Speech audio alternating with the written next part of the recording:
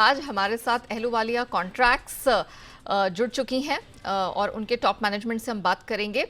Just to give you quick update, 1979 में इस company की शुरुआत हुई थी और मुख्य तौर पर स्ट्रक्चरल बिल्डिंग बनाने का ये काम करते हैं। तो कंपनी के टॉप मैनेजमेंट से हम जानेंगे उनकी डिमांड ट्रेंड, प्रोजेक्ट पाइपलाइन किस प्रकार की है, ग्रोथ आउटलुक पर भी चर्चा करेंगे। और इन सब पर बात करने के लिए कंपनी के होल टाइम डायरेक्टर विकास आलूवालिया सर हमारे साथ जुड़ चुके हैं। Mister Ahluwalia sir, good afternoon, बहुत स्वागत है आपका जी बिजनेस पे। शुक्रिया हमारे लिए समय निकालने के लिए। सर, सबसे पहले तो मैं आपके रेवेन्यूज देख रही थी पिछले 8 सालों के 2014 ऑनवर्ड्स, लगातार कंटिन्यूअस ग्रोथ यहां पर हमने बनते हुए देखी है। सर, क्या ये ट्रेंड जारी रहने वाला है? और हम जानना चाह रहे थे कि किस दर से इसमें आप और बढ़त देख रहे हैं। देखिए नेहा जी, पहले तो धन्यवाद आपका, जी पे आपने बुलाया and thank you so much. हमें तो ग्रोथ ही दिख रही है, बिकॉज हमें दिख रहा है कि देश में बहुत अब एक इंफ्रास्ट्रक्चर की तरफ थोड़ा सा एक झुकाव शुरू हुआ है to build a better infrastructure country का, and government is serious about it. So growth तो दिखती है इसी एरिया में, एंड हिस्टोरिकली अगर आप देखें हमारा, तो we have been maintaining steady growth of between 10 to 18% and 20% at times. So we intend to keep the same. इसी को एक स्टेबिलिटी के उसमें रखना है, ना कोई ज्यादा। हिस्टोरिकली आप देखें, we are a very conservative. ठीक है, तो आप बेसिकली इस ट्रेजेक्टरी को मेंटेन करके रखेंगे जो 10 से 18% की दर से लगातार साल दर साल आय में वृद्धि दिख रही है। वेरी वेल सर, आपके लेटेस्ट प्रोजेक्ट के बारे में जानना चाहेंगे। If I am not wrong, 2 महीने पहले you have backed project of worth 512 crore. Sir, उसके बारे में जरा बताइए, क्या है एग्जैक्टली? सो एक अभी हमने एक 500 कुछ करोड़ का एक प्रोजेक्ट आसाम में जो हमारा को मिला है, एक तो वो है, that is in Bongaigaon. That is our first project in the state of Assam ji. And we are looking forward to और प्रोजेक्ट्स मिलने की हम कोशिश है कि हम वहाँ पे उस स्टेट के अंदर अब और भी काम करें, बिकॉज अब उस स्टेट के अंदर भी बहुत ग्रोथ दिख रही है।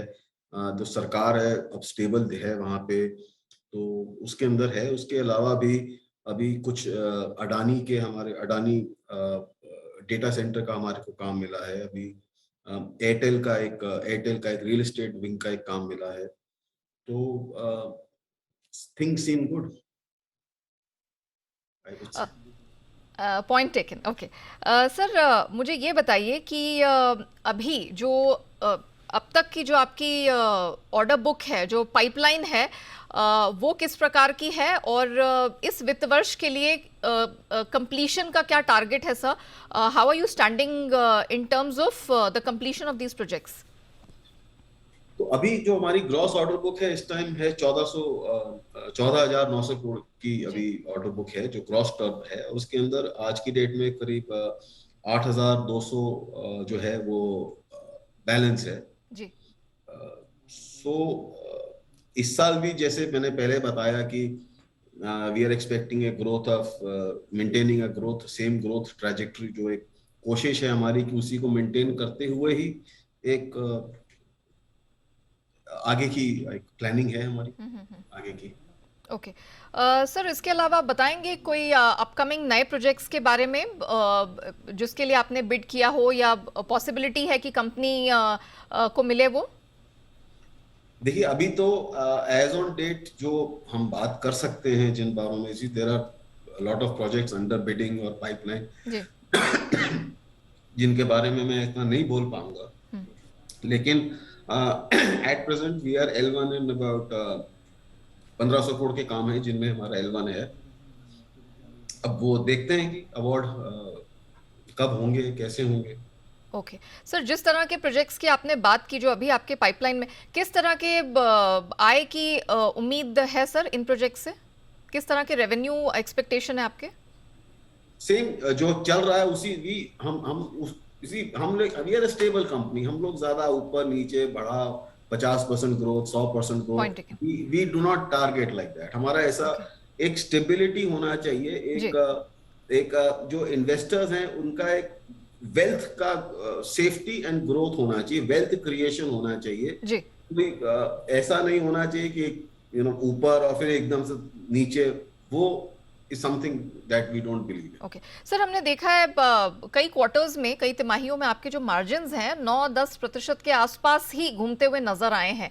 अभी जिस तरह से हमने कई रॉ मटेरियल के प्राइसेस कूल ऑफ होते हुए देखे हैं, यहाँ पर मार्जिन में किसी प्रकार का चेंज, किसी प्रकार या यहीं पे आप बरकरार रहेंगे मार्जिन्स आपके गोइंग फॉरवर्ड? देखिए, मेरे को जो लग रहा है, ये जो कूलिंग ऑफ है, ये भी I am not able to understand इसी, बिकॉज बहुत एक इंस्टेबिलिटी टाइप दिख रही है। इंस्टेबिलिटी मैं नहीं कह सकता, लेकिन मेरे हिसाब से अभी भी जो रॉ मटेरियल को भी स्टेबल होने में थोड़ा सा टाइम लगेगा।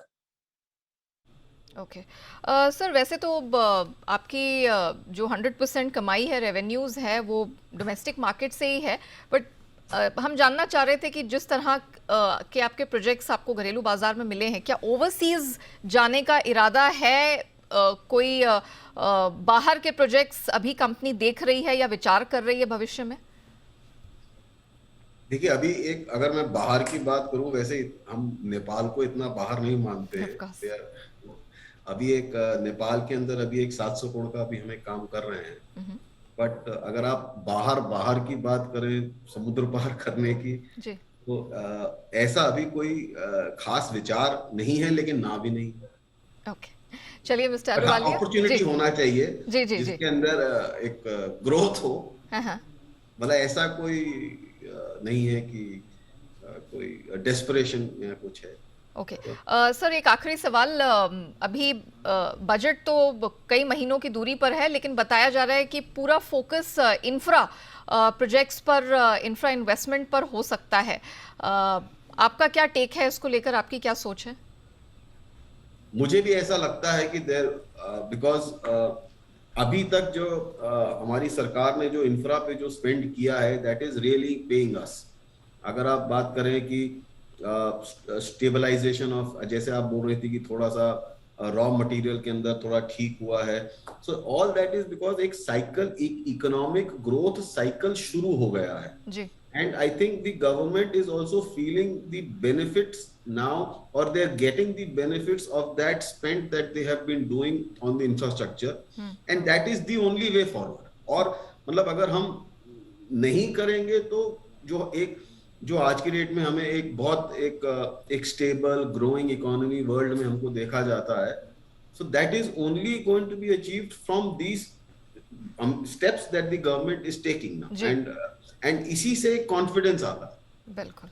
विकास Ahluwalia ji, thank you so much sir, हमारे साथ आज जुड़ने के लिए और कंपनी के प्लान्स पर, पाइपलाइन पर, ऑर्डर बुक पर इतनी डिटेल्स हमारे दर्शकों के साथ साझा करने के लिए।